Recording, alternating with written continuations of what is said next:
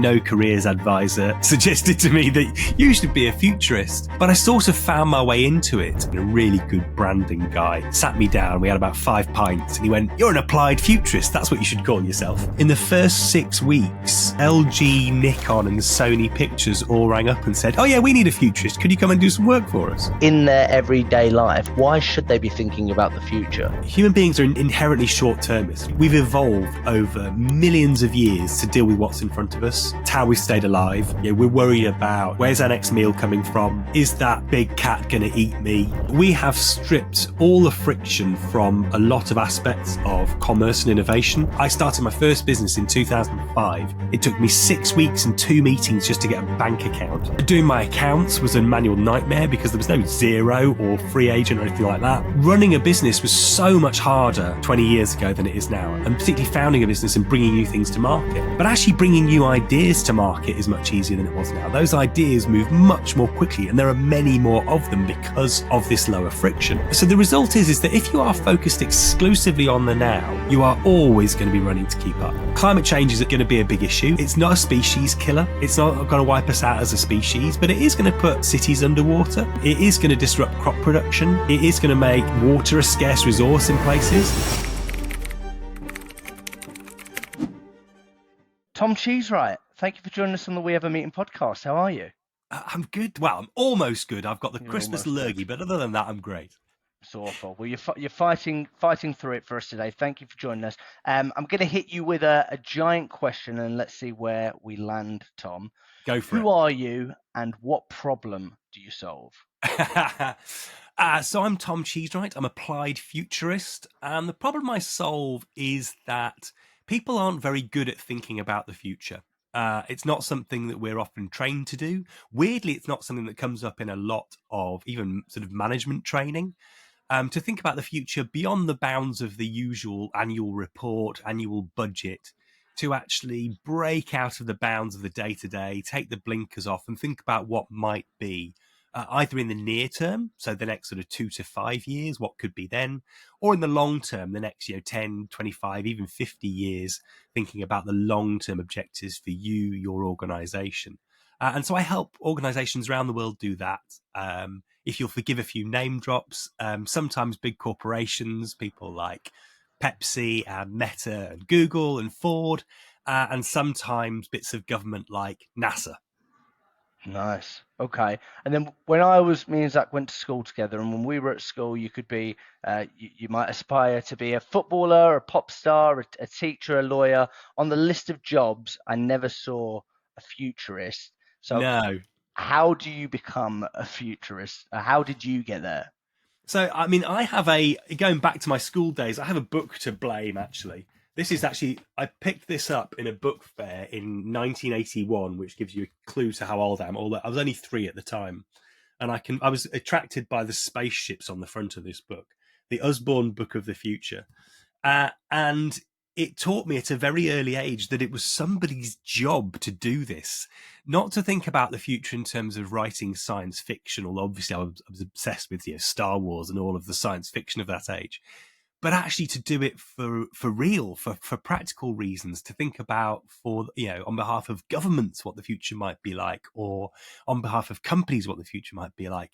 So I've always known from a very young age that it was a possibility. Obviously, as you say, no careers advisor suggested to me that you should be a futurist, but I sort of found my way into it. I started a blog, as lots of people did, in about 2006.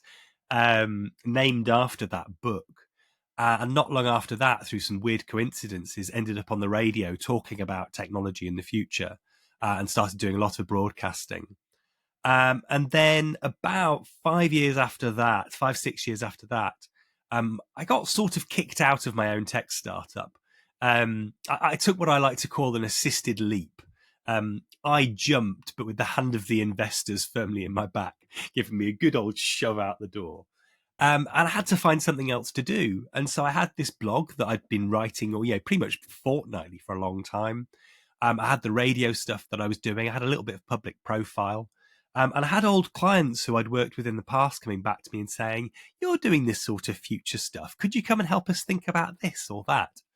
And so, I put this website up with the help of a brilliant friend of mine, a really good branding guy who sat me down. We had about 5 pints and he went, "You're an applied futurist. That's what you should call yourself."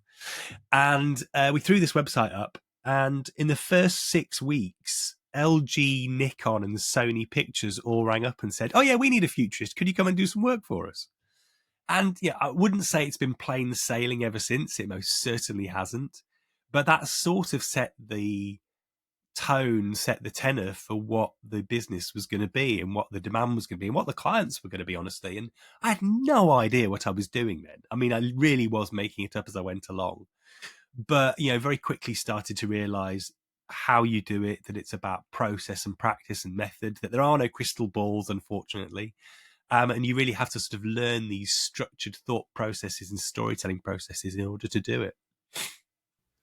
And those companies, Tom, that are reaching out to you and they're saying, "Help us think about the future," where are they going wrong? What are those symptoms of the errors they're making?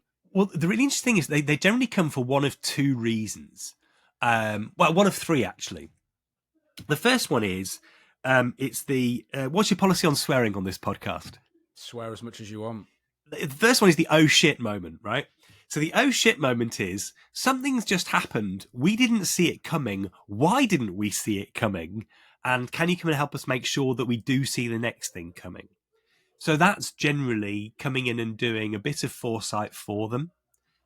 So I'll come and do some 6 weeks research, come and do a report to the board, but also I'll quite often do some management training. So I'll go and teach the leadership team how to think about the future so they can build it into their operational practices. So they're always scanning the near horizon to avoid any more "oh shit" moments. The second thing that happens is they're really excited about something. But they don't have the tools to explore it because it's not something that you can go and buy research reports about yet. Or, they can't just go to a PwC or a McKinsey and say, what's the state of this technology or this culture, or talk to a lobbyist about what the future policy looks like. It's just a bit further out than that. So they need a framework for exploring this possibility and this opportunity. And that might be things like, we know this new technology is coming out of the labs in a few years. What impact do you think it will have on our industry if it works as expected? Or it might be something really practical, like we can see that the way that people snack is changing. Can you help us to explore the trends so that we can develop new snack products in the future? Really, that's a real example which I've worked on a couple of times over the last couple of years. The third thing they come to me for is much more, I call it the jazz hands work. And which sounds dismissive, and it's not meant to be, because actually this work can be really good fun. But sometimes marketing agencies or brands or marketing directors come to me and say, look, we haven't got an awful lot to talk about next year, and we need to do a marketing campaign to engage with our customers and our prospects, and we'd love to talk about the future. Can you help us talk credibly about the future of X? And X could be all sorts of things. I've done, super yachts, supermarkets, pizza, all sorts of things. And that generally ends up being, a bit of research, maybe a bit of consumer research as well. A press release, a report, maybe some AI generated images to go with it.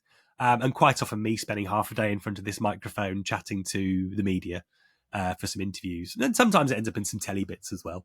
It's quite frivolous. It's very marketing focused, but actually it's generally quite effective and it's really good fun as well. Fascinating. Where do you tend to start then? Where's the starting point to get someone to challenge their own beliefs around the future? So it depends on how far out they want to look. And that really is the determining factor in terms of what tools you use to look at things. If anybody watched Loki, there were lots of illustrations of this in the Loki series, of the timeline. And as the timeline goes further out and further out, it branches and branches and branches. So if you like, in the near future, there's a relatively limited set of possibilities. Outside of a meteor strike, and actually we're pretty well sorted for meteor strikes. We're tracking all of the things that might come and be a planet killer these days, and we've even got pretty good plans for knocking them out of the way. So not too worried about that one. But outside of those really unexpected events, there's a limited number of ways the world's going to go in the short term. You've got good evidence about the way human beings behave, about policy, about economics, about technology, about culture. So you can take all those bits of evidence and split them into what we call pressures and trends. So pressures are things that are like pent up demand for change, like frustration, what pisses people off, winds people up, slows people down, makes you less profitable than you should be. And then you've got trends, what's coming in that could unlock change, new cultures, new ideas, ways that other industries or countries are doing things, new bits of science. And when those two come together, that's where you get big changes. And so if we're looking at the near term, we look at those, what we call intersections between pressures and trends. If we're looking further out, generally it's about storytelling, but really structured storytelling. You can't just go pluck an idea out of your head because it might not be very useful. What you've got to do is identify the most important, if you like, the most important metrics, the most important influences on a particular domain or business. So if we were doing logistics, like the future of transport, maybe it's energy prices, right? So we do two ends of a spectrum. What if energy is really, really expensive in 25 years? What if energy is nearly free in 25 years? And then you take another two as well, and you plot those on a different axis maybe, and you come up with a load of scenarios like climate change is really, really bad, but energy is really, really cheap. Climate change is really bad, but energy is really expensive. And you've got kind of 4 different scenarios. And we plot out those scenarios in lots of different ways. Sometimes we just plot a baseline and go, okay, if all the trends currently continued into the future exactly as they are, and then we bend those trends in different ways to create different scenarios. And then we tell stories about those scenarios.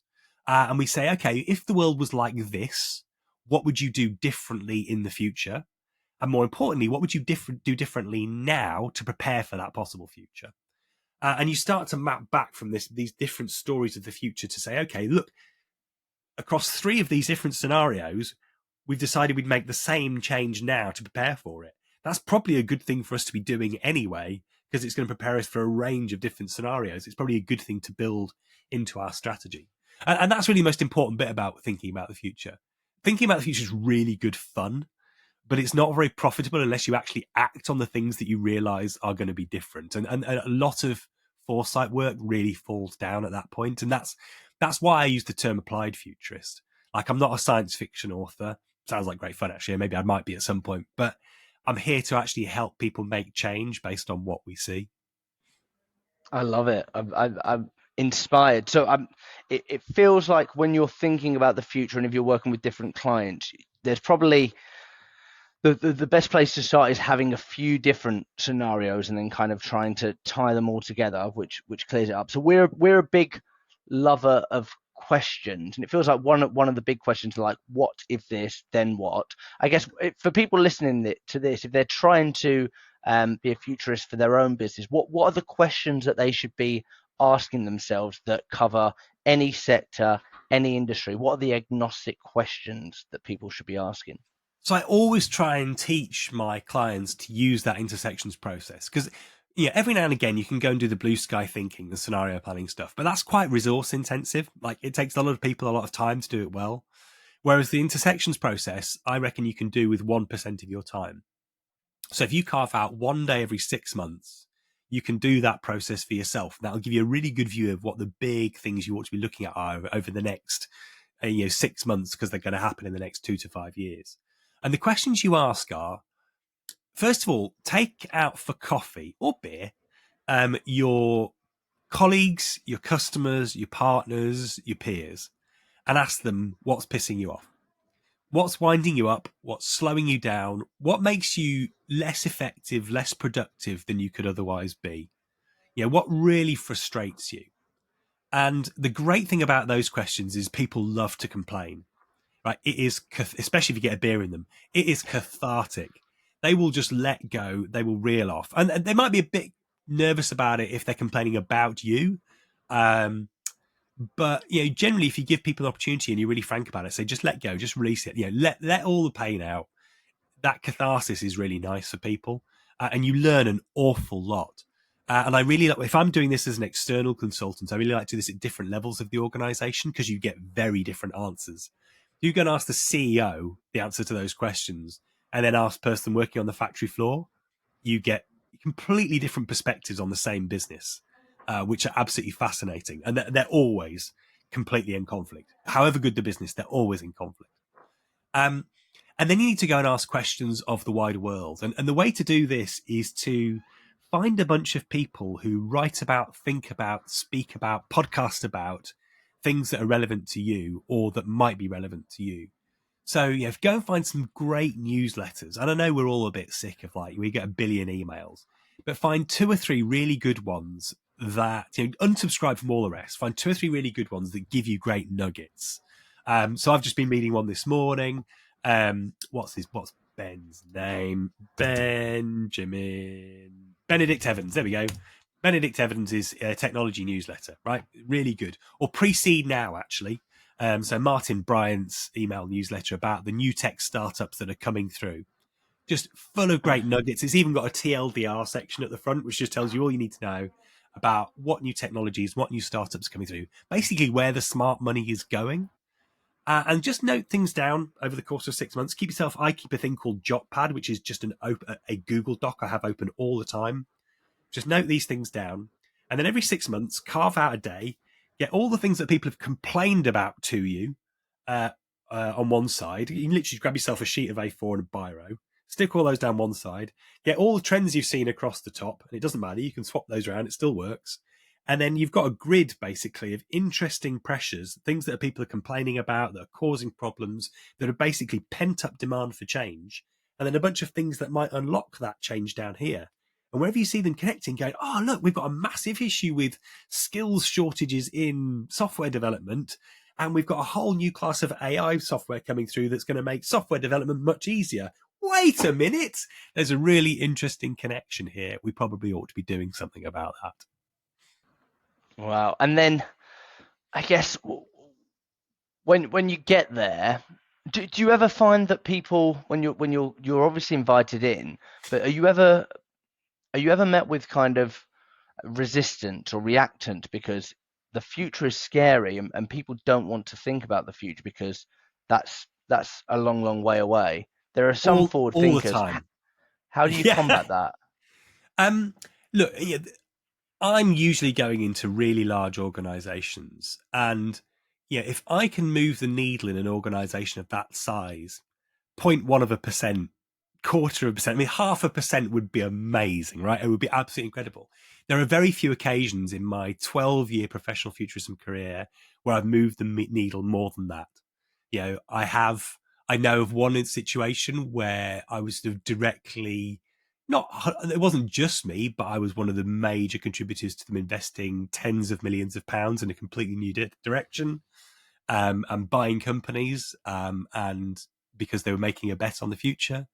So it's very rare that I'm shifting the needle more than a few percent. But I think that's quite impressive for an individual going into a multi-billion-dollar company quite often. That's quite satisfying for me. The resistance comes in all sorts of forms. Usually when you're brought in, you've got a sponsor. There is someone in the executive team who said we ought to get this person in to come and talk to us. And not everybody wants to listen to the person that's sponsored by that person. So you've got the sort of internal politics resistance. It doesn't matter who you are. They might not want to listen to you. Sometimes what you're saying is in direct conflict with what they've been saying, or actually it hurts their job role. So I came across a really interesting example working with the public sector, where one of the criteria for which job title you had, and therefore what perks, what pension, what salary you got, was directly tied to how many direct line reports you had. And we were, one of my conclusions was that they really needed to split this team up. It just didn't make sense to have all of the people under that team because they were doing very different things. And so this person was, diametrically opposed to me, not because he necessarily disagreed because he thought I was wrong, but because if they took my advice, he was going to be downgraded from a, team leader to a manager, or a manager to a team leader, or a director to a manager or something. That's not my fault. That's just the weird way. He was still doing basically the same job. It was just the way that the employment was structured. So you always bump into different types of resistance. And like I say, I'm just delighted if I can move the needle even a few fractions of a percent usually. But and occasionally those few case studies, which can never be case studies because they're always situations where if I'm working into a board, No one sees what I give them. No one sees what I tell them. This is private stuff. So I can never actually go and shout about the fact that these tens of millions of pounds were spent based on my advice. But yeah, every now and again, I'll take those small wins. What can you tell us about things that you've spotted in businesses that have even surprised you that just weren't on the radar at all? Oh, I mean, all sorts. Give some good examples. I mean, yeah, one company I went into, and I spoke to one of the administrators in their procurement department. And she said to me, this was quite a long time ago now, and the company's changed a lot since, so I don't think they mind. She said to me, we've got a chasing culture here. Nothing gets done unless you pick up the phone. And I thought, that's interesting, because I've just come away from speaking to the operations director, and he was telling me all about this brilliant new software system they had that had eliminated all of this. And you go and talk to a few more people, and you realize that instead of the software system being used, people are bypassing it, and there's lots of manual data re-entry. That actually no one trusts the software system, so everyone's still picking up the phone to make sure everything's happening. And all of these supposed efficiencies they were going to get by investing millions of pounds in this new software are not happening at all. But from the top down, they look completely the same. Another company I once went in, and they let me go and speak to their customers. And I went to interview their biggest customer, and their biggest customer told me that they were leaving them. And I was sent to interview this customer as an example of a really happy customer. And I had to go back and tell the board that actually the salesperson had completely missed the decline of the relationship, and their biggest customer was leaving them. That was pretty terrifying. But the single most terrifying thing I can find when I go in and do some consulting with the company is that everyone's really happy. If you go in and find that everyone's really happy, really comfortable, that people are joining as grads and staying there for 15 years, everyone's singing from the same hymn sheet, you know that there's probably something about to go really horribly wrong, because there's no one asking difficult questions. There's no one challenging. There's no one coming in with external experience and perspectives. If you go in and if you go into a company and find that everyone's really happy, there's probably a really nasty surprise just around the corner, and they're probably lying to themselves about it, which is sad to say, because we all want to work in really happy places. But you have to have a level of disruption and change and challenge in order to stay current. One of the things that I picked up from what you said, it feels like a lot of the people you speak to would rather adapt to a problem than go for change. Yeah, hugely. I was doing some work recently, and I came across, I can't remember the exact stats, but a bunch of executives were interviewed in 2005, and they would rather buy back shares, spend money buying back shares to sustain the share price over the short term, and spending money on infrastructure and skills to fix the business in the long term. And it was something like 60-70% of executives said they'd rather fix the short term problem than fix the long term problem. Yeah, and I think it's kind of natural, right? Human beings are very short-termist. We're not. I've just been writing. I'm writing a series for one of the national papers next year, and human beings are inherently short-termist, right? We've evolved over millions of years to deal with what's in front of us. It's how we've stayed alive. We're worried about where's our next meal coming from. Is that big cat going to eat me? What is this Bernie thing? Oh, it's fire. I can use it. We're not worried about the long term. And our long term thinking evolved much more recently. And so, a lot of that sort of lizard brain stuff comes out in business in the day to day. Just firefighting, just keeping the business running is hard work, right? And so forcing yourself to step back and think about the future is not natural. It's not something we do very often. And actually, it's not something we're incentivized to do either. Look at how we measure businesses on quarters and years. We don't measure business performance over 5 years and decades. We measure business performance in the short term. So there's no real incentive to do that long-term thinking. And there's a good argument, I think, that we have to change that we have to do something to change the incentives around business performance. Because when you do align to the long term, actually a lot of what become good business decisions are much better aligned with what would be seen as good ethical decisions as well.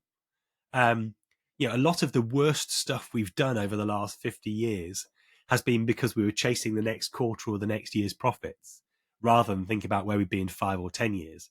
And if we think about where we'd be in 5 or 10 years, we'd probably have much, in the long term, more sustainably successful businesses. It's so fascinating. And when you were talking there about businesses, I also think about like the individual. I really think like I'm a big fan of The Power of Now, and the message is don't worry about the future because it's just imagination, and don't think about the past. I guess how do we, for anyone listening to this that is probably like they've got to maybe a bit of a stoic mindset where they don't think about the future. Why are they wrong? Why should they be thinking, not from a business standpoint, but in their everyday life? Why should they be thinking about the future? The answer is because there was a long period where people argued that change was happening faster now. And it's not true, right? All change is not happening faster. I'm talking to you from a 140-year-old house, which is precisely as cold as it sounds. And it hasn't changed an awful lot in that time. And actually, the way we build houses hasn't changed an awful lot in that time. Houses still basically look like houses. Beds still look like beds. Toilets still flush basically the way they did 400 years ago, right? So not everything changes faster, but some things do. We have stripped all the friction from a lot of aspects of commerce and innovation. It's easier to design and build new things now. It's easier to bring new things to market now than it was. I mean, I tell you, I started my first business in 2005. It took me 6 weeks and 2 meetings just to get a bank account. I had to work with my accountant to register a company on Companies House because there was no online registration. Like doing my accounts was a manual nightmare because there was no Xero or Free Agent or anything like that. There was Sage if you were lucky, and that was miserable back then. So, running a business was so much harder 20 years ago than it is now, and particularly founding a business and bringing new things to market. But actually bringing new ideas to market is much easier than it was now. Those ideas move much more quickly, and there are many more of them because of this lower friction. So the result is that if you are focused exclusively on the now, you are always going to be running to keep up. You are always going to be running to keep up. And particularly in business, we have this terrible habit where we set a direction. And because we're so focused on the now, we're so focused on the firefighting and keeping things running. And actually, we're focused on growth. We're focused on sales. We're trying to hit those numbers, that we end up running into a wall. The analogy I came up with the other day is this. Like, imagine a business as a train, right? Once you've laid the tracks on day one, you set out what your business is going to be. You define your model. You build yourself your train tracks and a destination. The only control you've got after that is how fast or slow the train goes, right? You can speed the train up. You can chuck coal into the boiler. You can pull that lever, or you can stop it. The problem with that is, what if those rails are going to the wrong destination, right? What if the destination changes? Something new's come along, and you know what? The city that you were going to has gone bust because the gold ran out. Whatever it may be. Unless you are thinking about that business in the long term, all you can do is go faster or slower, and eventually you're going to hit a destination that's dead. If you build a business as a truck, quite possibly smaller, less efficient, not as good for the environment, but a lot more maneuverable, and you stick a sat nav in it, you can do two things. One is, if the price of fish is better in Manchester than it is in Preston all of a sudden, you can go to Manchester Fish Market rather than Preston. You can constantly change your destination. And you know what? If fish goes out of fashion, you can start shipping vegan alternatives, right? Your truck is still valuable. But also you've got your sat nav in front of you, and you can reroute around obstacles. And this really maps to those two speeds of thinking about the future that I was talking about. You should always be thinking about the long term. Like, do that every few years. Go, are we actually heading in the right direction? But even more frequently, you need to be thinking about the short term, doing that horizon scanning, going, do you know what? If we don't change something in 6 months, we're probably going to get blown out of the water by X, Y, or Z. Let's do something about it now because we've seen it first before anybody else. And it is an unfair advantage. That classic startup phrase, it is an unfair advantage simply because so few people do it. It's just not done very often. I love the analogy, and from what you were saying there, obviously you've ran businesses through probably the biggest disruption of technology and AI, and I guess when you think about the next 30, 50 years, what worries you? I always tell people I'm a long-term optimist and a short-term pessimist. And the reason for that is the optimism comes from I love human beings. I think we're bloody brilliant, right? We are our entire species in many ways is defined by technology. Like rewind 3.5 million years, and proto-humans are already making tools to butcher animals, right? Excuse me.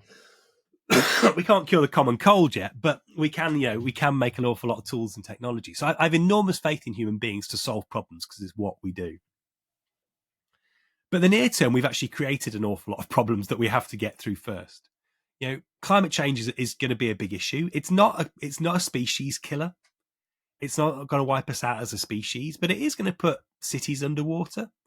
It is going to disrupt crop production. It is going to make water a scarce resource in places. Right down to, it's going to kill people. It's going to right down to, trivial things like changing where we go on holiday because it's just going to be too hot in some places we used to go. We've got to deal with that. We've got all the tools to deal with it. Like, it's not like we don't know how to deal with it. And actually, the optimistic bit of me says we're actually dealing with it much faster than we ever have done. There's a brilliant newsletter by a woman called Hannah Ritchie about, I think it's called Sustainability by Numbers. And it's a much more practical, optimistic view of actually how fast we are tackling climate change. Not fast enough, but we are, rolling out renewables. We are reducing emissions. We're doing lots of really interesting things. And even the stuff that looks terrible, she points out, isn't as bad as it looks. So the fact that they're still building coal-fired power plants in China at an enormous rate. Yes, they are. Are they ever going to turn those power plants on? Probably not. It's just that the centrally planned economy means that they can't just turn them off. They can't just stop building them. Otherwise, loads of people will be out of work. So that, I'm scared about that. I think there's also the risk of that low friction world creates a load of other risks as well. Cybersecurity remains an enormous problem and is going to be a growing problem in the years ahead. And actually just health as well. We are an aging population.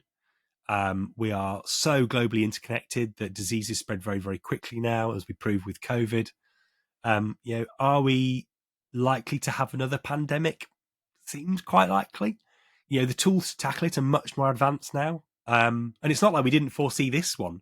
The World Health Organization had a working group called Pandemic X, or Disease X, I think it was a good working group based on the idea that, well, not even the idea, the probability that there was going to be something like it in the none too distant future.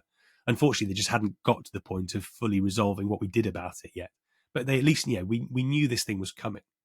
So there's lots of things that scare me in the short term, but it's particularly from a business perspective, it's that volatility. It's the volatility of geopolitics. It's the volatility of climate. It's the volatility of disease. But business thrives in times of certainty. And although volatility creates lots of opportunities, I think all of us would like to see a few stable years in the near future. That'd be very pleasant. I saw a quote the other day, Tom, that said, "The future's here, it's just not evenly distributed." William Gibson, yeah. What does that mean to you?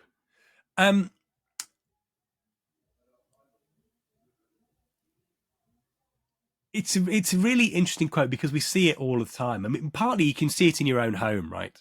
Because so many of our homes are sort of pastiches of technology from 100 years. A lot of us, like mine's a great example.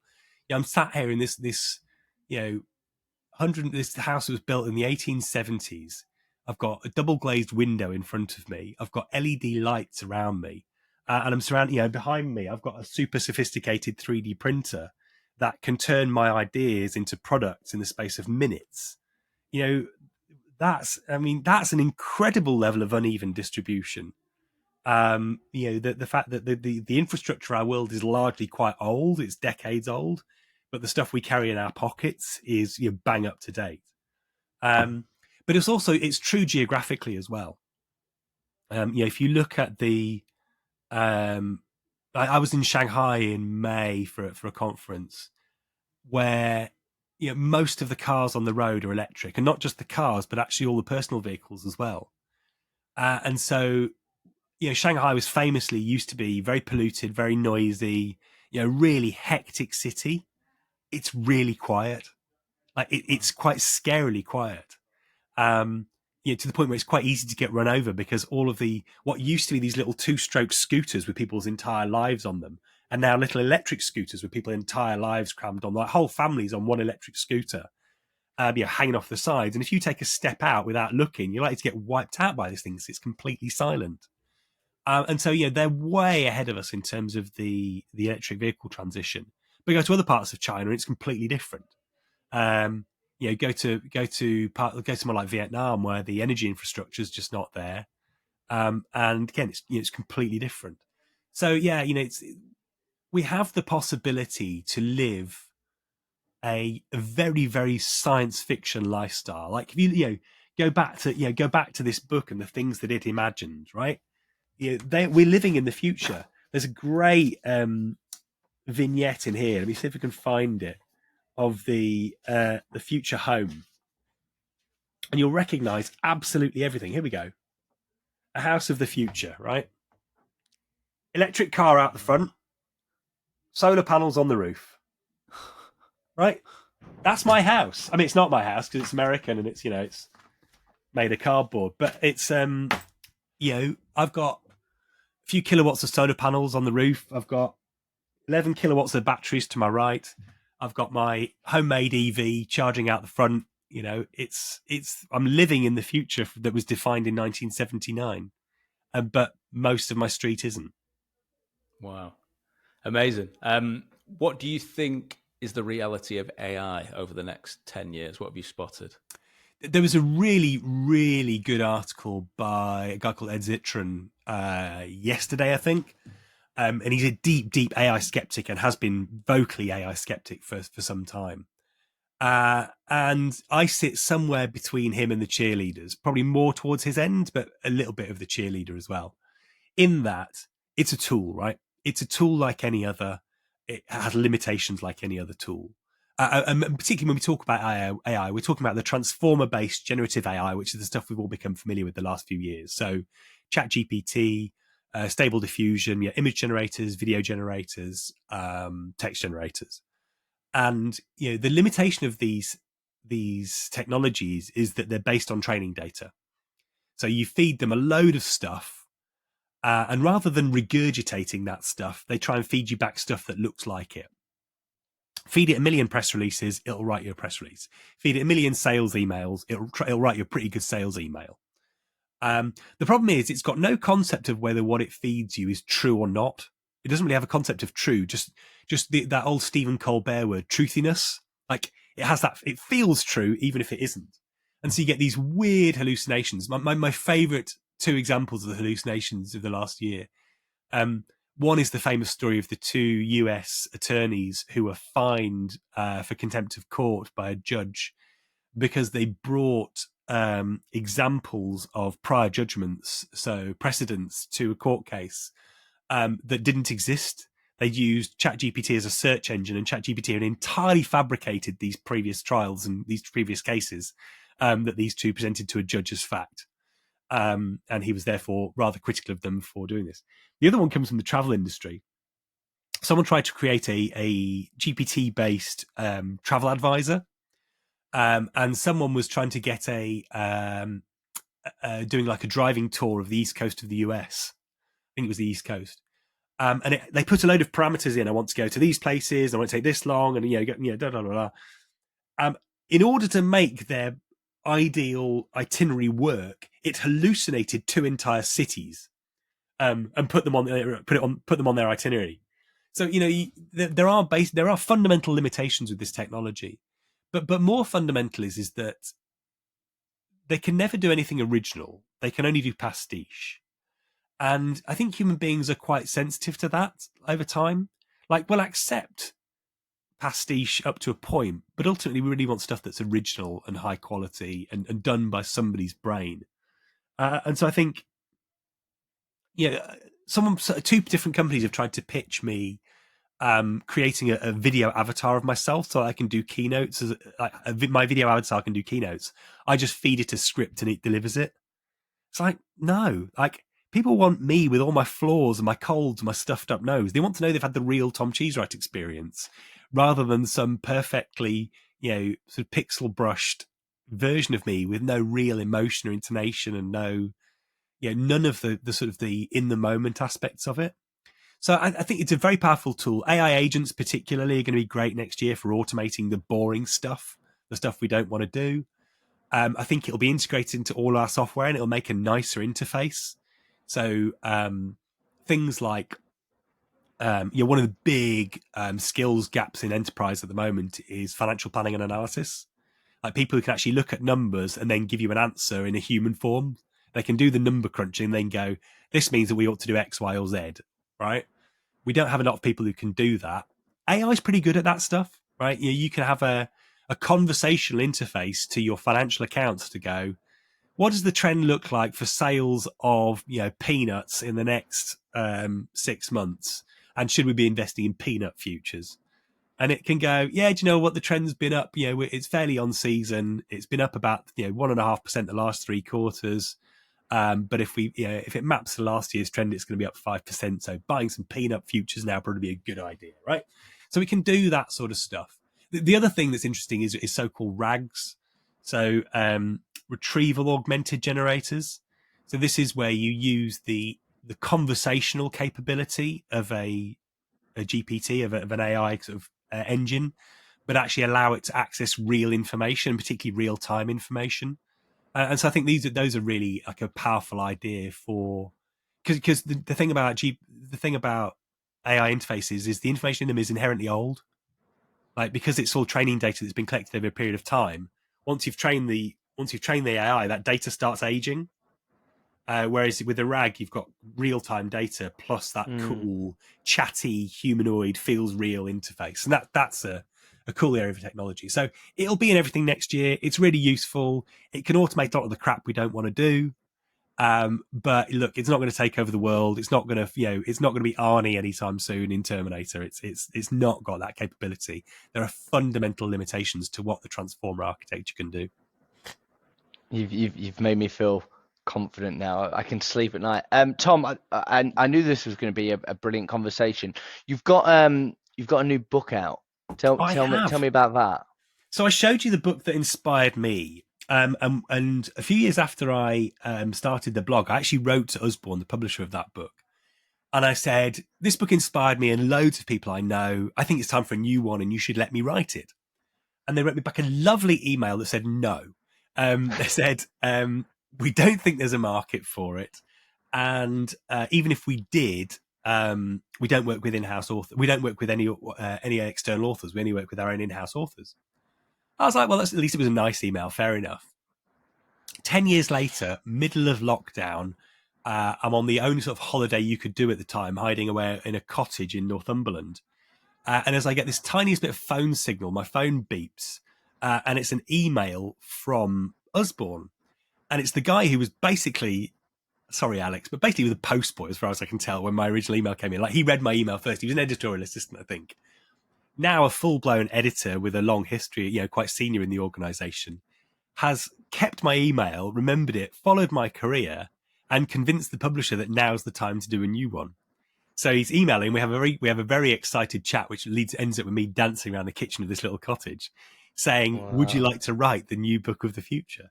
And so 14 years later, it takes a while to get these things out the door, See Inside the Future comes out. So this is a lift the flaps book with a guide to all sorts of different aspects of the future, like space, inside your own body, like what the future of medicine and travel and transport looks like, all with like these lift the flaps with loads of detail. And yeah, it came out in October. The reception has been better than I could possibly have imagined. My favorite thing to receive these days is messages from mates who've bought it for their kids, and it's their kids just engrossed in the book, like deep in the book. One friend even texted me the other day to say, funny one, my son and my nephew would really like to meet you and ask you some questions about the book. Could you come and meet up with us for a coffee and answer their questions? So I went to meet with them and got peppered with questions by like a 4-year-old and a 9-year-old about the book and all the different aspects of it. It was brilliant. absolutely brilliant. So yeah, it's been a huge thrill, and it's out there now, and it's selling pretty well, which is nice. I love that, and that story's amazing. That's one of those. I bet you couldn't have predicted that for the future. No, do you know when they said no, I sort of wrote that off. It was like, okay, nice try, but you just have to crack on your own. But it's something I've always wanted to do for a long, long time. So to have it out there and to have the reception that it's got has it's been wonderful. It's really wonderful. A real full circle moment. Yeah. Tom, I love this conversation. Thank you so much for joining us. I feel like I could talk to you all day and throw questions at you. If people are listening and they want to work with you, they want to check you out, I know that you do a lot of keynotes and public talking, and you've also got businesses that you're running. Where can people find you? What should they get in touch with you for? So they have the advantage of a very unusual name. So Tom Cheesewright, stick that into Google.